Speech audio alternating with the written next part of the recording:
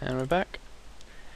And in between games I went and looked it up, and Dragon Tyrant, while requiring a upkeep cost at 10, so not being a good card, as like most 10 drops, it does let him chump block for 1 turn, so, or not chump block, but threaten a block so I can't attack. So he could have gotten that, but I still would have been able to kill him the turn after. Especially if he played another 10 drop. Okay.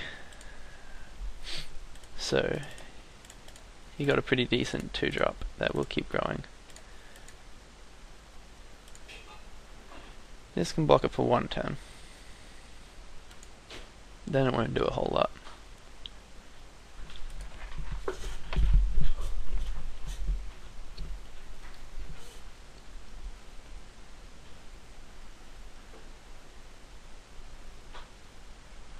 I always feel better when they have a creature that grows because they do something and not because I do something.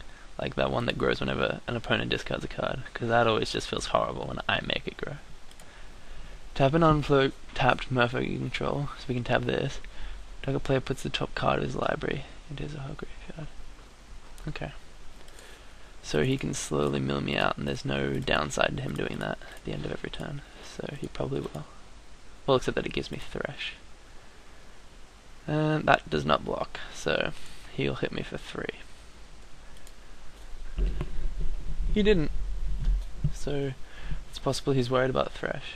Or he just doesn't care because he doesn't think the game's going to end like that. But I have 1 from mill on 1 occasion.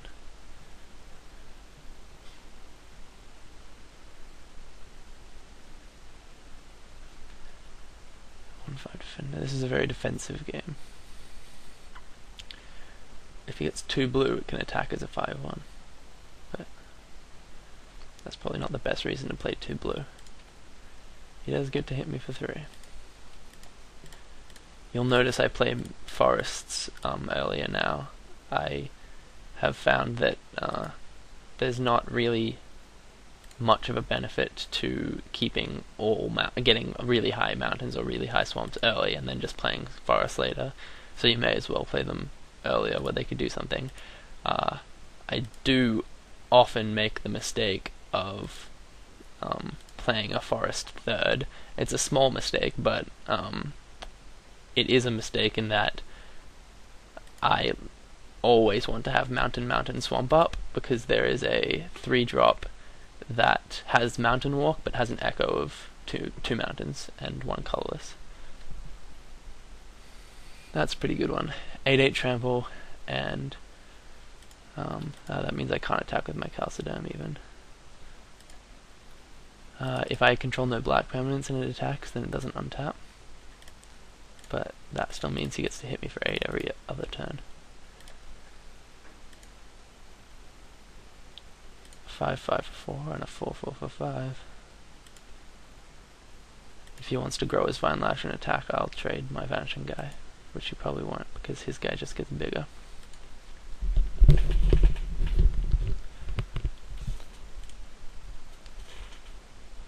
And if he attacks with the Spectral Force, I will block it like this. Trade my Rhino for it.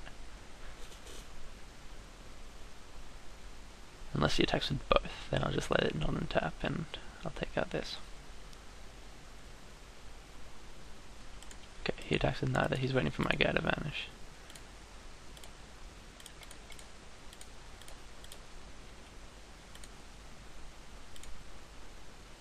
Four, 3 first strike. So when this hits 7/7, I can't block with both of these. This guy will be gone by then, but hopefully I'll have another bigger dude.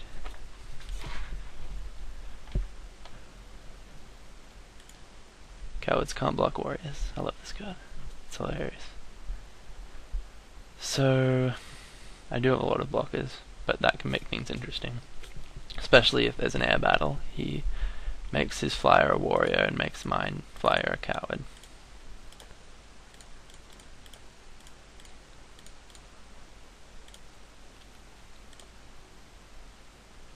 Oh, that's a good one. unfortunately it won't be an effective Abyss per turn, because he's got this to jump first, then 4 little guys to jump after that, and by that time he's most likely hitting me for something. But if he's not hitting me for something, play his last land. That's for 8, so I'm safe from any ridiculousness. He didn't want to go attack with this, make it a warrior, and make that and that a coward. That would have been a pretty good attack. I would have had to block here and here, and it would have been a 2-for-1 trade, but he thinks he can do better than that, which is fair enough. Oh, yeah, that's a good one. Oh, that is a good one. Fortunately, his Vine Lasher is big. So if he jumps here with the symbiotic, he now can't jump with this, because that'll just allow me to do that.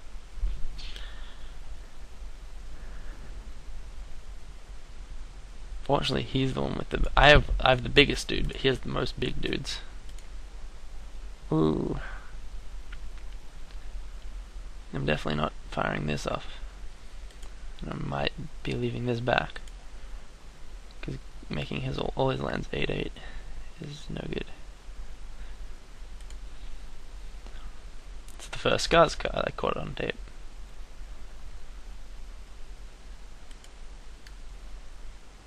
Siege of the Tangle. I've never had that, but I've had it. I've never hit with it, but if I did, I don't think there's any reason not to make all your lands creatures, because there's no global removal that doesn't say non-land. Oh yeah, that's a good one. Time to start changing things around. I'm gonna leave Sarah Avatar back to block. 2 to each. Next turn, 2 to each creature.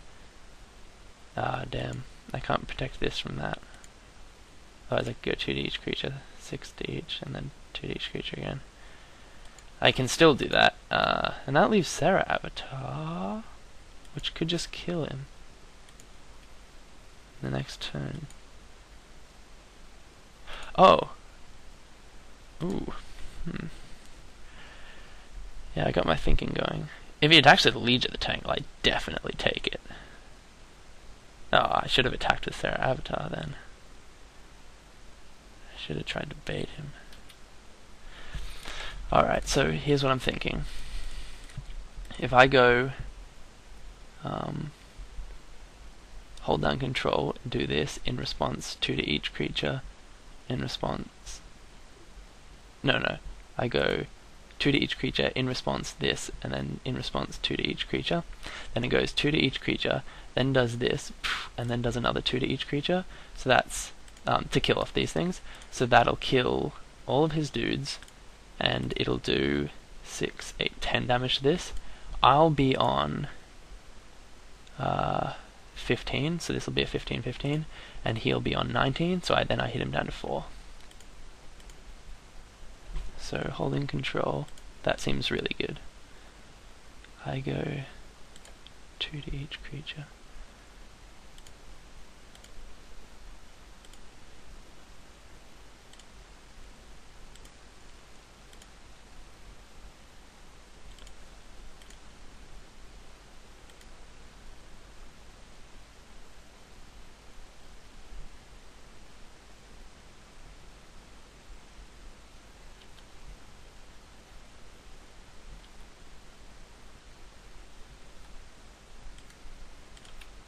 I hit him down to 3.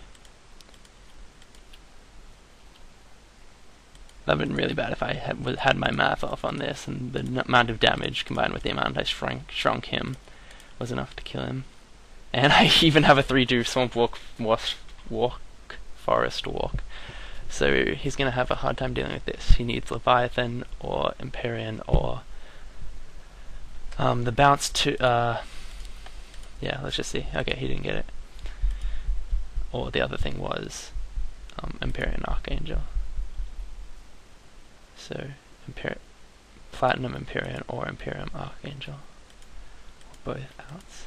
and now I just get in for 3.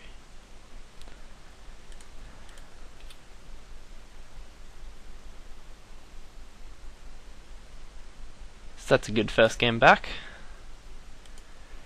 This is, once again, how to win a game of Momir. There's my pack. Alright, I might do another one tonight, and if not, I'll do another one soon, because this is pretty fun.